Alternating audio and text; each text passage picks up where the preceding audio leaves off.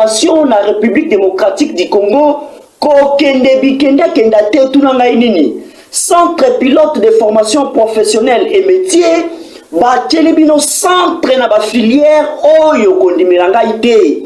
Balobi, bazako pesa formation na informatique, français, anglais, classique, coupe et couture, esthétique, manucure, communication, prise de vue, montage vidéo, nakozalape, régisseur, yaka na centre pilote de formation professionnelle et métier, oye kambami et pas ya maman anibi pelwelenge sa diaspora ya France, aye pona ko répondre na mela oyo mokoza mboka lobaki, bayi kongomani bazonga pona kotombola ekolo Congo démocratique du Congo, na lobi na bino makambo tali couture na 3 mois ya pamba, ozui formation pe certificat international et pe si o valeur ngakutu na kolobate bino moko bolanga wa tozana centre oyo toza koluka ba mama ba jeune fille ba fille mère ba onyoso ba vande na bandako ba onyoso ba na eloko osala te baya awa na centre oyo dans 3 mois okozala déjà utile à la société kotonga awa kobetango dada 3 mois kaka epeli na fondation oyo Esther Blensi bato boy bazala kebele te na Congo mutu vraiment atiki poto ayawa kaka pona kosunga biso ba mama biloko ngo oyo président na biso Fati Beton luka ba mama kosala na bango ba mama boyendete ba mama bonde tozoluka po mama boy soka tombwami peuple congolais centre de formation AIB efungwami pona mutu nyonso tu mwana ya Kinshasa nyonso tu ozala mwasi ozala mobali ozala mama ozala papa ozala besoin ko apprendre quelque chose de plus la vie nae. Donc inscription na AIB eza gratuit, adhésion, mais les conditions eza que pour ozala inscrit d'abord premièrement na centre de formation, il faut à la membre adhérent à AIB parce qu'il y a des bénéfices par rapport à un membre adhérent. To peki si pété bato baza ba membre adhérent te ba ko peut s'inscrire au bazan a besoin qu'on la former. Mais les conditions réelles est que ba bénéficiaire d'abord il y a ba bien au surtout il y a AIB et zali ba membre adhérent. Mutu surtout au aza formé na centre la biso a kozwa certificat oyo ekopé ça y valeur soka ke ko monter atelier na yeto ake ko luka ko sala quelque part. Alors ba certificat na biso tozo sala yango na norme internationale. Pourquoi na zo ba na norme internationale? Parce que il y a des surprises agréables les tozo comme na ba poto ba diplôme na biso ezo za la reconnaître na poto. Alors yango biso to tie ke ba to ba kozwa ba certificat il y a reçu na formation na centre na biso et kozala na norme internationale pour permettre bango à cause de la chance à Kobimambo qu'à place à Kokende et qu'on permettre à ça. Voilà, mesdames, messieurs, bonsoir et bienvenue dans votre émission au centre, votre émission au centre. Aujourd'hui, sur ce plateau, nous allons parler toujours de l'Est de la République démocratique du Congo. Est de la République démocratique du Congo, que peut-on attendre des sommets de Luanda et de Nairobi? Donc voilà les sujets avec lesquels nous allons discuter avec nos invités sur ce plateau. Je vous le présente, nous avons le DG Mathieu Tekizala, il est entrepreneur, DG Autogarage, DG spécialiste autogarage, mais aussi analyste. DG de spécial autogarage. De spécial autogarage, mais aussi analyste politique. Merci de vous. Je remercie chaque compatriote journaliste. Vous savez, les enjeux de la démocratie du Congo aujourd'hui est un terrain sécuritaire. Et vous savez, nous ne sommes pas le premier État qui a été occupé. Moi, je vis en France depuis les années 86. Mais quand vous regardez, la France a été occupée plusieurs fois par les Allemands, par les Anglais, ainsi de suite. Mais du côté congolais, nous devons faire une réorganisation nationale. C'est que le Congolais doit maintenant, au lieu qu'on péniche, on doit s'organiser. Ok, je reviens à vous. On va s'organiser. Et à ma droite, nous avons Frédéric Kamanga, il est président national de MCI, ASBEN, Mutualité des Congolais Unis. Je crois que c'est ça. Merci et bienvenue. Merci, messieurs les journalistes. Je vous en remercie pour votre invitation. Je remercie aussi les collaborateurs qui sont sur ce plateau. Je rectifie, mon nom ce n'est pas Freddy Kamanda, mais je suis Freddy Kamanda Wakamanda. Je dis merci. Excusez-moi, Kamanda Wakamanda. Merci beaucoup pour ce que... Mais comment? Ah, voilà, aussi je vous présente monsieur Jacques Ilunga, aussi président national à Senco, Corporation des exploitants de motocyclistes du Congo, je crois que c'est ça. Oui, c'est le journaliste. Voilà, pour le nom de M. Jacques Ilunga, le président national de la Senco. Nous sommes vraiment très heureux de participer aussi dans cette émission qui va parler de notre pays. Voilà, c'est avec ces invités que nous allons te relever là. Thème haut comme on demande, on va beaucoup plus c'est bilingue français, beaucoup plus c'est la poété. Mais je crois que tout au courant de cette émission, inviter M. Soussou Bazan Anzela, à tout moment, nous aurons l'occasion de vous les présenter dès qu'ils seront déjà là. D'entrée de jeu, il y a un autre exemple de la Est, la République démocratique du Congo. Donc, on peut la mine, la sommet, aux gens de Bandalino, à côté, il y a Luanda. Si on a Luanda, donc il est Nairobi. La seule question, il y a le dossier. Et pas il y a DG, Mathieu Takizala. Mais nous, nous sommes tournés vers la Rola de Luanda. Nous sommes d'abord que le Cameroun va coacher à Pont, il y a P, la côté Est, la République démocratique du Congo. Est-ce que ce Méana, nous sommes dans le monde à trouver la solution pour le code Sekime? Oui, tout ça, et tout la place à Kalina. Le Cambo, il y a Est, il y a Congo, et Bami dans les années 90. 94 000 Barana, Ninga Belge. En 94, la communauté internationale a saigné le Congo, à l'objet Rwanda. Voisin à Bissau, c'est déjà la colonisation Rwanda au Burundi. Vous avez quand la fédération Moko, dans l'institution Belé, dans la monnaie, dans la Guyana, Villa Kisasa. Rwanda a touché par rapport à un conflit entre les deux blocs idéologiques, bloc qui a le général Abiyalimana, le bloc qui a le Maliso, le président, M. Paul Kagame. Mais une grande partie de la population qui va réfugier. Il fallait retirer la maïté, ni la l'écolo, mais vous avez appelé sur la moto, fini le vasile, que le zélo du territoire congolais. Banda bakota. Banda bakota kuna banda. On se faisait avec la justice na Kalina A. Ils ont un accord de mener la commis accordé à Addis Abeba. Du côté congolais, tout y a même une institution pour te battre comme Kamwana et ça a mis équita. Mais il a rendu sans avoir de marque. Bon, alors, Mogo, et vraiment timide. Même si on dit, et Bandeli. Nous n'avons pas Europe les autres ont ma source dans le monde. L'anglais va complément de l'oubli que le temps en moto. Malheureusement, pour accompagner le monde de l'automaté, mon travail de l'année, ça n'a pas cassé la gueule au produit révélé pour que les parents n'engagent. Au début, en 98, on va français. 98. En 98, on va en 97. Il y a quand même de mon grand frère, Laurent Désiré Kabila, qui son nom représenté de Bakende. Il y a un beaucoup de Kawagitona. Nous avons Kawagitona pour l'année. Heureusement qu'on voulait pas évidemment expliquer qui. C'est ça que Makamboa.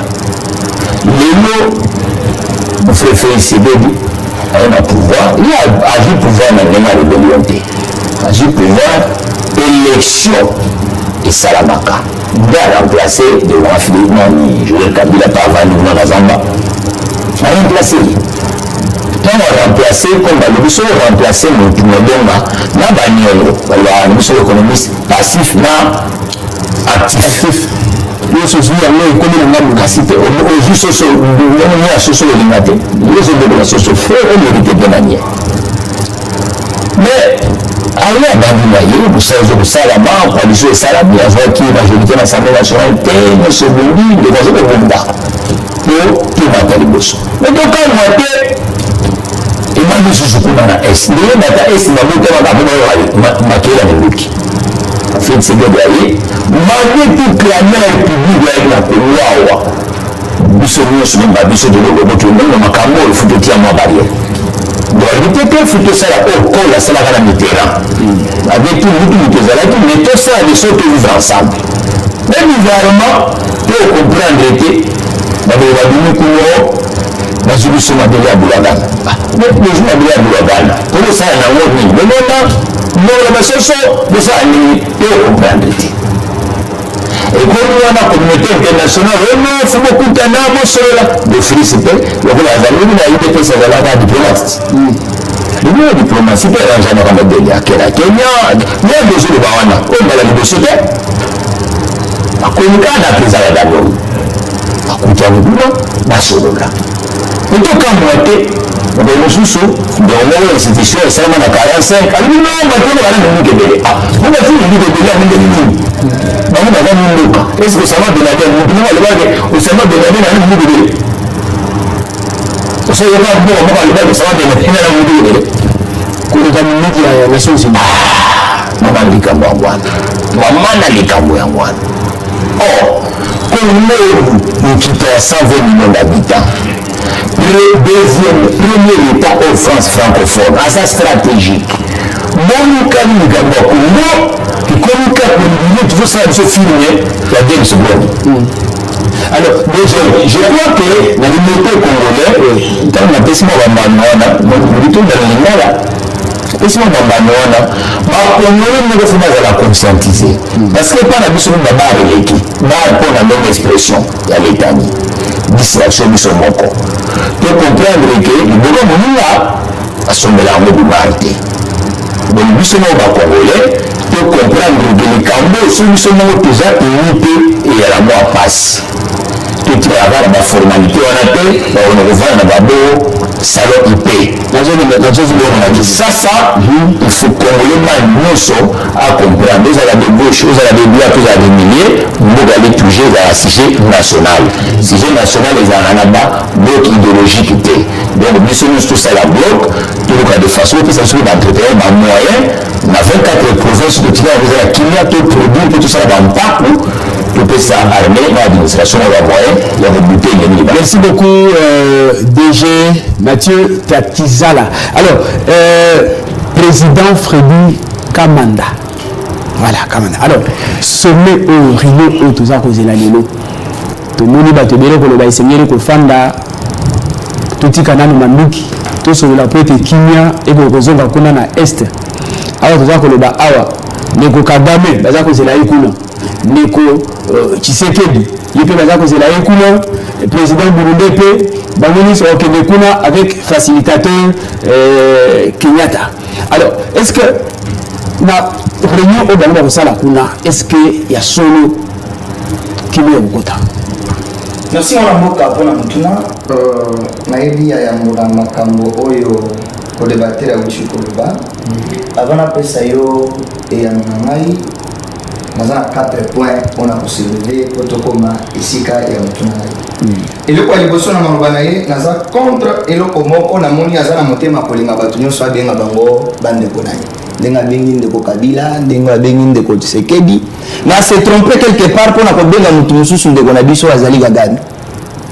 Je dis devant le peuple congolais qu'azan ndeko na biso te Kagame azan ndeko na biso. Il y a robin ndeko Kagame. Je retire d'abord ce parole là de dire azan ndeko na biso te. Bon, Kagame aza ennemi ya peuple congolais. Azan ndeko na biso te to rectifier eloko wana. Eloko ya mibale na koloba. Histoire etangisa biso. Mokonzi ya parlement Mbosso Kodi ya Kwanga. Avant di na kati ya parlement na ba député ebisi bango bino nyonso ba député boza na kati ya makambo ya bitumba ya Est bolonga na kati ya makambo wana. C'est-à-dire il y a aussi des Congolais au baza sima ya makambo oyo tozomona neti passe na kati na mboka na biso. Yango souci ya liboso biso ba Congolais tozala nano vigilant ya koyeba nani na kati na biso na nazo trahir biso. D'ailleurs pour votre information ngai na MCI na ngai semaine zo banda tozo regretter ba jeune to ba jeune bakende ko bunda elongo na mbelela ya chef de l'état. Bakota na armée bakoma ba policier bakoma ba militaire pour tout sauver intégrité ya pays na biso.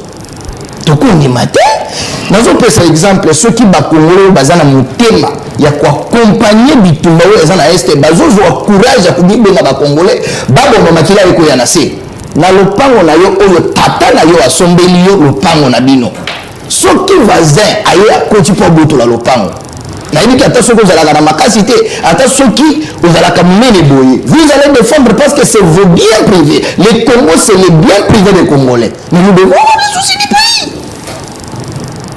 Et là on a koloba par rapport ya rencontre oyo bafacilitateur bazo organiser babenga Kagame bakutana na bato nyonso wana basolola bazwa solution à se retirer na kati ya Congo tokofanda tokosolola que nous devons aller là-bas négocier quoi tant qu'il n'a pas encore retiré la M23 qu'il est en train de donner des armes. Et pour terminer à la question monsieur le journaliste, ce sont les mêmes personnes là qui se disent facilitateurs qui sont en train d'appuyer ça parce que l'intérêt il vient pour notre minerai qui est dans le pays. Batika ko distraire Bisso, nous sommes déterminés par l'appel du chef de l'État. Si vous voulez la paix totale. Si vous voulez la guerre, alors la guerre. C'est ce qui est intéressant. Donc pour yo, dialogue ça ne sert à rien. Ça ne sert à rien. Ce n'est pas la toute première fois de faire le dialogue dans ce pays. Ce n'est pas la toute première fois. Le chef de l'État, il a décidé, nous jeunes, nous devons l'accompagner. Voilà ce qui est l'appel pathétique que le chef de l'État a fait pour les citoyens congolais. Nous tous, nous devons comprendre qu'on est sans Congolais, nous devons défendre notre patrimoine. Vraiment, défendre la RDC pour être Kimia et Kota. Alors, on est en direct sur YouTube, vous partagez les liens. Je crois que ceux qui nous ont Mituna, comme la Bisso, Mituna, on a tout rappelé, que Pesa va éviter la Bisso, pour te voir que Pesa est bien. Alors, on a des Jacques Ilunga. Le bio, aux coordinateurs, il y a tout le monde il y a bateau baza bawewa bateau tukutuku alors mon konzambu mboka ça déjà appel pour être bagé de bilingue bakende mais nazo mona mini ngamu na bino on dirait bilingue baza ko vinete. Merci monsieur le journaliste merci peli makasi na mutuna na yo na yebi ke tokopesa ba réponse par rapport à ma question et le ko ya liboso c'est par rapport à mutuna uchiko tuna biswawa on a dialogue lingue salema na Luanda. Mais c'est les journalistes, quelque part, il faut que les Congolais comprennent. Et nous avons besoin de la paix dans notre pays. Mais avant que la paix, il faut que banal baza à la base ya bitumba oyo. Parce que,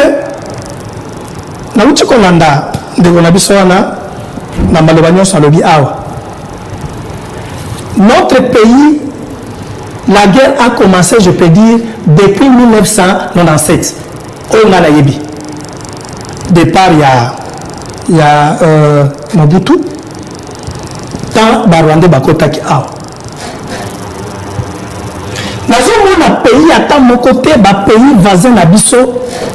Et le parce que si le Bonadana est sous contrôle à M23, notre facilité est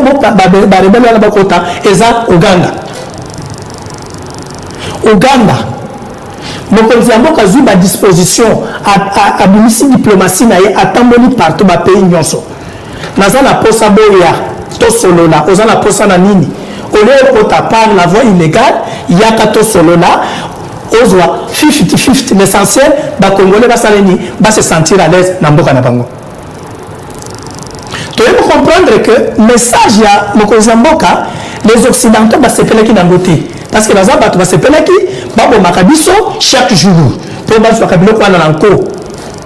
Ils vont se péler kasi na mutuna na yota moza ko mituna isingeli na mtoyeba oui bituma weza ko uta wapi kasi kaka mene mimi mtoza c'est ce que nous disons mais cette fois-ci tolingi toyebisa ba congolais boy c'est d'abord l'unité les pays nyonso au moment où les pays batongi ba comme stable ba uti de sika toza lelo nous devons nous prendre en charge. Je vous informe que les motocyclistes aussi ont lancé un message sur toute l'étendue du territoire national. Nous serons les premiers jeunes à Liboso bon bakokende na formation. D'ailleurs le président MCA tu connais ça yo. Nous, dans le cadre de la concertation, parce que en dehors de la SEMCO, je suis le coordonnateur national d'une plateforme, il y a des motocyclistes. Ton vanda qui te salue réunion de lobby, cette fois-ci c'est notre affaire parce que c'est la patrie qui est attaquée. En dehors de la RDC, je ne veux pas un autre pays. Mais dans ce qui na défendre le pays n'a pas été, n'a pas yango. Chef de l'État assis à lobby, abimisa qui bavon diplomatique non so ici. Cette fois-ci, nous nous engageons à la guerre. Et ça bitumba. Donc, c'est une étoile qui est Tobunda. Tobunda, Tobunda, pour récupérer ma territoire, ma biso basi bazu, pour continuer la cause à la paix. Ok. Et c'est vrai que biso to simba mimi qui to ke deme, to koye banenini, to koye ko défendre, mboka na biso côté bandeko oyo ba fandi na est ya mboka na biso ba koka kozwa kima ba fandi na kima. Alors, naza ko zongela ndeko Mathieu Takizala tomoni awa Patrick Moulaya oya zali mobeli ya gouvernement congolais tant maza koloba esengeli Rwanda a respecté ba engagement na yena c'est-à-dire M23 et se retirer na ba territoire ONU baza ko occuper. Mais dans l'entretemps délégation congolaise donné tout cas d'information et c'est qu'il y a déjà kuna pour être basolola et ça déjà ligne rouge qu'on a été aussi longtemps que M23 va se retirer boyo kanitoma solo et aux alatés ils ont une peine perdue. Est-ce que Basizo et Sazo Sama na Rwanda ils allaient RDC ont été convoqués? Non, RDC a été membre de l'organisation sous-régionale où ils convoqué na Rwanda. RDC a vécu en Antarctique, RDC a vécu n'a pas respecté l'accord en bilatéral dans l'institution internationale. Ça, c'est très très important, chers journalistes. Vous savez, le monde, c'est un village aujourd'hui. Hein. C'est dans les années 20 où les gens croyaient qu'ils pouvaient vivre seuls. Aujourd'hui, avec le bill Internet, avec le mouvement des États, beaucoup de choses ont changé. Je crois que nous devons être rationnels. Il ne faut pas rester dans les émotions. Il y a ce qu'on appelle la réelle politique. Celui qui est dirigé, c'est différent à celui qui est dans le campus ou qui est dans une école. Diriger, il y a aussi des enjeux de la gestion. La gestion a des éléments. Et surtout, diriger dans une période de crise, il faut être de plus en plus rationnel. Il faut chercher de plus en plus que vous avancez. Aujourd'hui, ce qui se passe à Luanda, je crois que c'est l'organisation sous-régionale qui invite les belligérants. Parce que la crise est dans la sous-région. Ne pensez pas que ce qui se passe à l'Est et que les États de l'Afrique de l'Est ne sont pas empathiques. Ils sont touchés, même ils font ces genres d'ironie. Je crois qu'avec la crise de Covid-19 et la crise d'Ukraine aujourd'hui, le nombre d'États sont touchés. Nous sommes un pays stratégiquement avec des enjeux. Je crois que le vrai problème est du côté des Congolais. Restons pas pleurnichés. Il ne faut pas être dans des émotions. Tout ça, il faut que la bateau oyo, au moment où c'est la raminga, la potina linga, moni soit moninga, yomi talana ni yomoko. À l'interne, nous avons des sérieux problèmes, nous les Congolais. Nous sommes morts entre les Congolais. Non,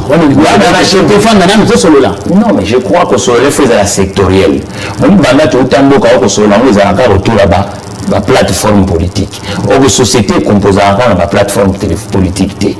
Nous avons un problème social ici, un problème administratif, un problème économique. Je crois que du côté congolais, nous devons maintenant chercher de voies et moyens à être. Parce qu'une l'unité, on doit avoir une unité sociale.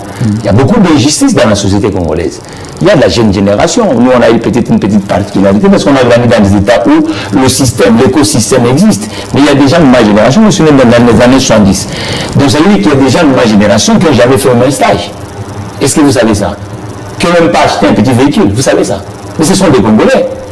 Et le système collectif doit permettre à ces gens-là de vivre.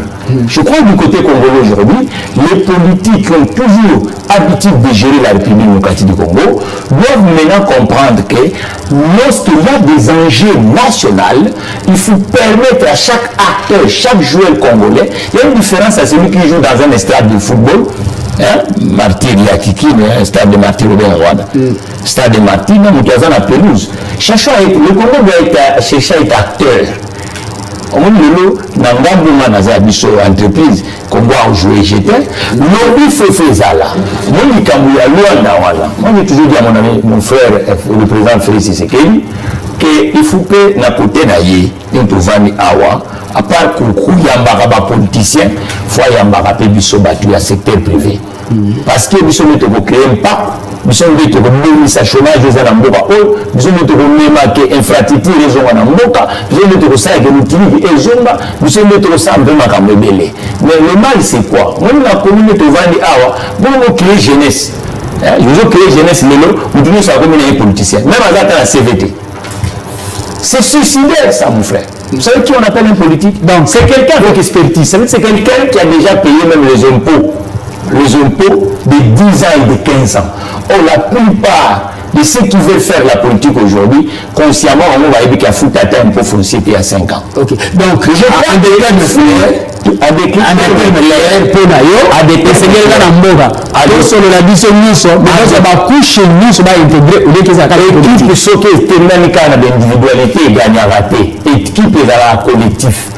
pays, c'est tout le secteur. Même la Seconde Guerre mondiale, il y a des industriels français qui ont fait que la France a retrouvé souveraineté. Mais il y a un domaine technique. Parce que tu as besoin de tout rapport. Mais la raison de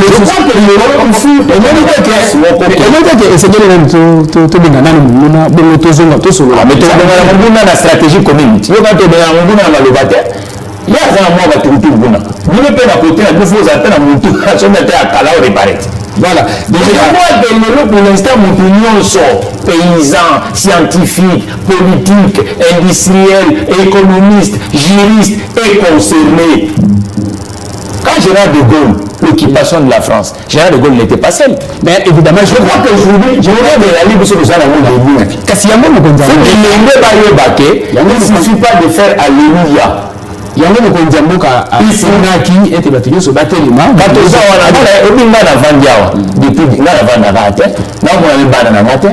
Depuis 2019, il y a qui ça. Les se prononcer à la sacrifice sur la terre. Nathalie secteur au Congo pendant 40 ans pour Baranaï. Mais tu dis bon tout bimissango pe na miso battu tout aider pays. Tu te crois pour aider pays il faut aller à l'Assemblée nationale. Qui vous dit ça? Ok, déjà maintenant, ça cause de la déjà ça on va et c'est militaire sur la namu à l'interne. Surtout sur à l'interne là tu vois comment que ce pays tout bas oh ils en ngambu ya est. Alors Freddy, est-ce que il peut diminuer surtout le mito ça la lisanga ni baza koloba à l'interne? Il y a solo celui qui est à l'interne solution ya malonga et ko bima na interne to dit que celui to fandi kaka ezala ngo de nini ngai nazoa etengi boye na sala boye. Est-ce que à l'interne solution ya malonga et koki ko bima pour que agression to bitumba ya ese wana to silisi yango libela na libela? Nalandi na Bukebi DG na maloba na ye, j'ai beaucoup de respect envers lui. Mais j'ai plus vite compris qu'il a parlé beaucoup de choses avec son contraire. Nazolo banini. En même temps to solo là na kati ndaku. En même temps to kutana na ba institutions internationaux pour na kobongisa partir ya libanda. Mais nazo comprendre que ceux qui déjà vendent na mboko au Congo. Je comprends pourquoi il dit il est ici depuis 2019, peut-être il vivait à l'étranger. Qu'est-ce que j'aimerais dire par là? Là, il y a une idée que Congo na biso et ça na embarqué tout son makamendo guidé. Mais il faut être sérieux. Mais les mêmes personnes qui ont négocié na bango. Mais bazo zo mandu qui bazo pesa Rwanda. Biso est tout ça na embarqué et puis pour votre information monsieur le journaliste, je vous assure que tout ça na armée moko kitoko makasi. RDC aux anakati embarqué a bundisi M23 a poussé bango yoki Nicolona pour la 2 avions de chasse seulement makandobele salamaki. Je vous assure ceux qui batouana bandini kaka ke biso RDC lelo tous à la moyen de bonne nyonso to attaquer M23 tous a pour ça na négociation dans un pays où on ne forme de ça au sala. Je ne trouve pas l'hypocrisie que nous pouvons appliquer pour aller chercher les Occidentaux, aller chercher des internationaux pour faire autrement autre chose. Non, commençons par négocier, enlever l'embargo, en fait que la RDC trouve le moyen de bord qui peut les permettre d'aller attaquer l'ennemi. Voilà ce qui est d'abord l'élément le très intéressant pour moi. De deux, qu'il aille négocier avec ces gens-là, les rebelles-là, de les dire retirez-vous.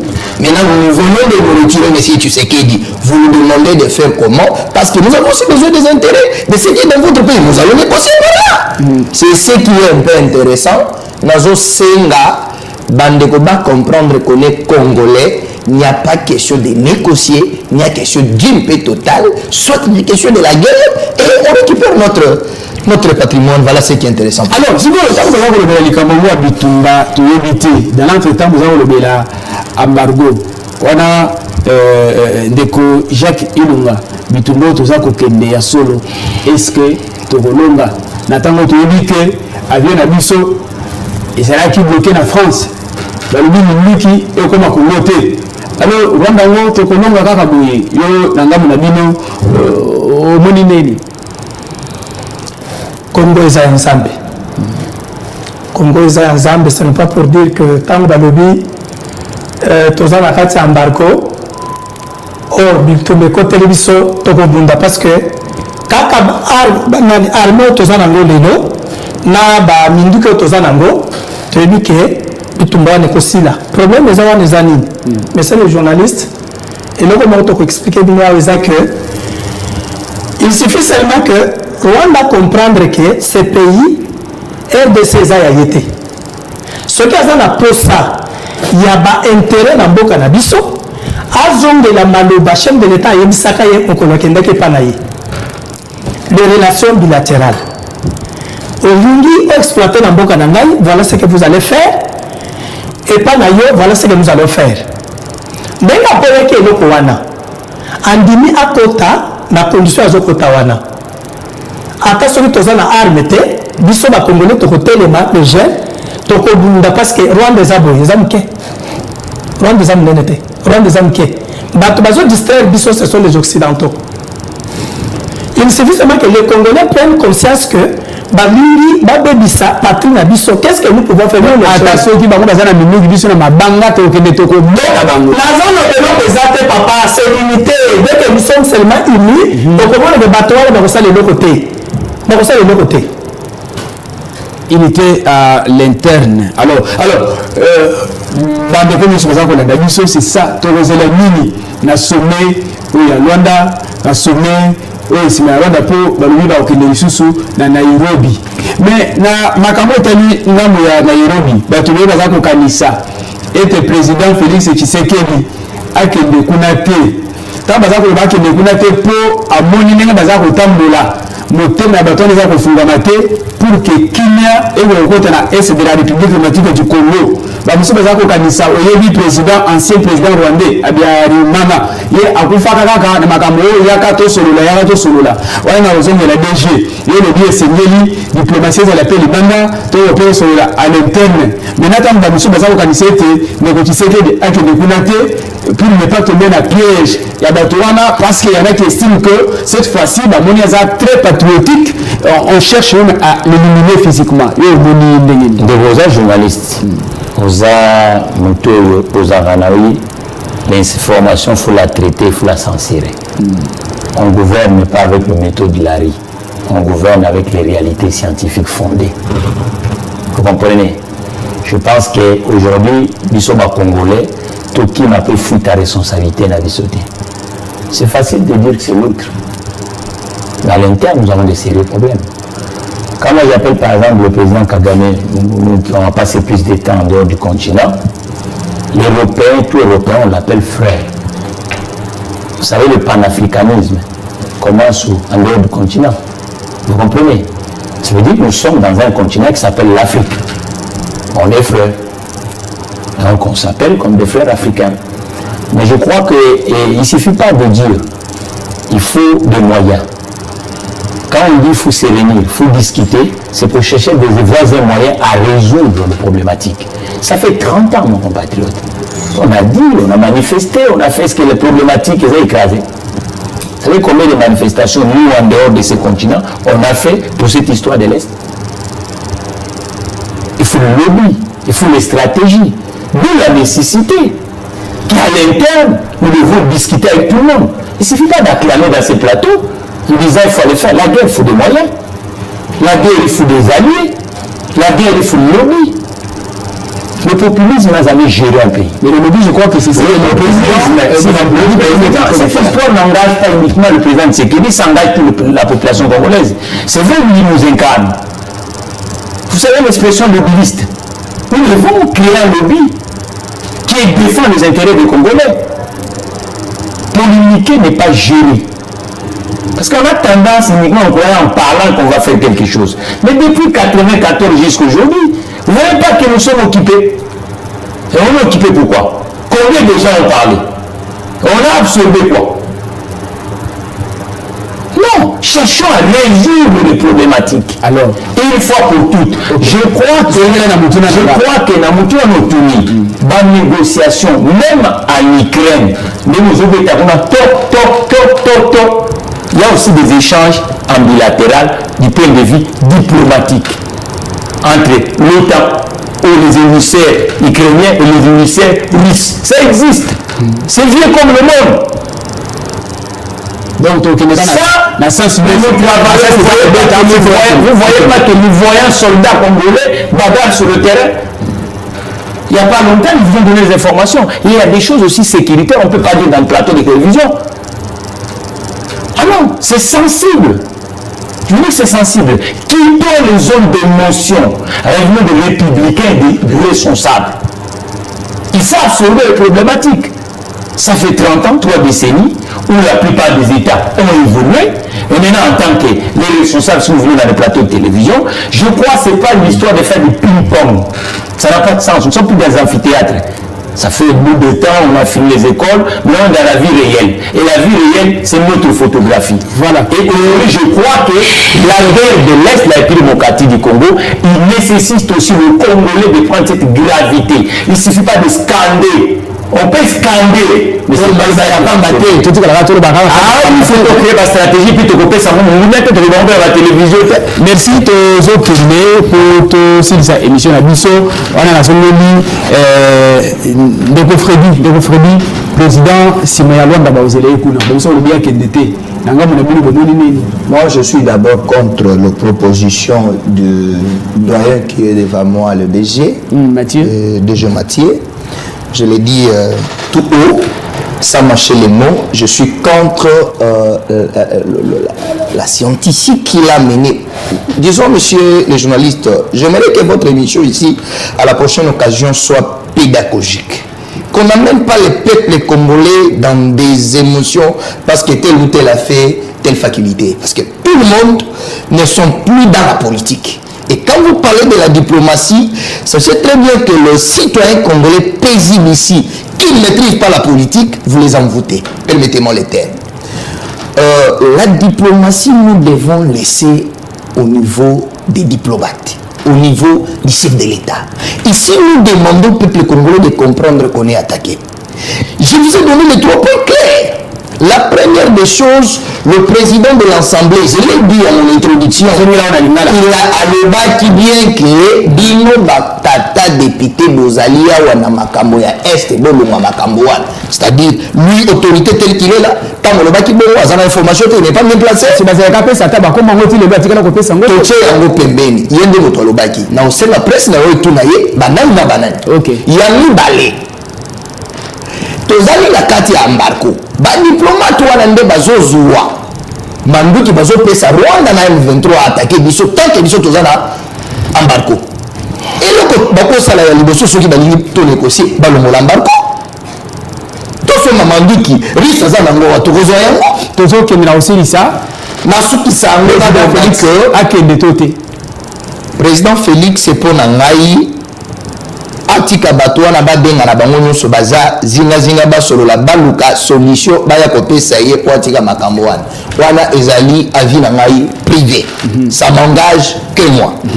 Dedans na lobi boye ce que tangi bien abréviation structure na ngai comme nango ezali MCI qui veut dire mutualité des Congolais unis. Nous les Congolais, notre objectif est de se réunir. Nous nous réunissons pour attaquer les rebelles et ils vont nous laisser la place. Tenez bon, avec Dieu, nous viendrons. Vous allez me dire seulement des armes. Vous n'avez pas l'histoire d'Israël. Nous Dieu est aussi ici. je suis en train de révolter le peuple congolais à comprendre qu'on est prêt de faire partir le Rwanda. Voilà le problème. Ah, voilà. On a na kozongela ndeko Jacques Ilunga ye alobi na makambo nyonso tosolola te esengeli tosimba kaka minduki tokota na kati ya Rwanda. Là on va se faire respecter. Ngai na uti koyebisa yo awa que bamotard peut-être la semaine prochaine bokoyoka na ba chaîne de télévision va représenter la statistique dans la province parce que nous avons lancé un message sur toute l'étendue du territoire national et c'est comme motocycliste Azali qui va recenser Bango Bakende la formation Bisika Bazawana pour défendre notre pays parce que tu as vu que Mboka Oza Abisso, d'abord nous les jeunes, il faut tout ça, tout élément pour tout sunga Mboka Nabiso et toute stabilité dans Mboka. Et là, c'est le journaliste. Ngai na mutuna na yo na kosepilate chef de l'État qui est na Nairobi. Soit na Rwanda, même Rwanda qui est doté. Pourquoi? Parce que nous sommes adressés. Je me rappelle la Ukraine. Malgré tout mes amis. Président à Ukraine, c'est le Ukraine qui a participé à dialogue quelque part. À Sala Yabote. Le message de ce Bina Webele, chef de l'État Vanda, Basala Bakamboula Basolola, parce que l'Assemblée l'a vu aussi voter. Et là, on a dit que sur la Kuna, tu es intégré, tout ça, le braquage, il y a un 23, va se retrouver à l'armée Nabiso. Or, dans le Parlement ici voté, et le but, pas question à Nini, il y a braquage. Donc, c'est-à-dire, tous ces médias qui unité à brassage. Donc, pas question à brassage, s'il vous plaît. Il y a beaucoup de ça, des groupes armés là-bas contre l'armée et qu'on s'en n'a jamais.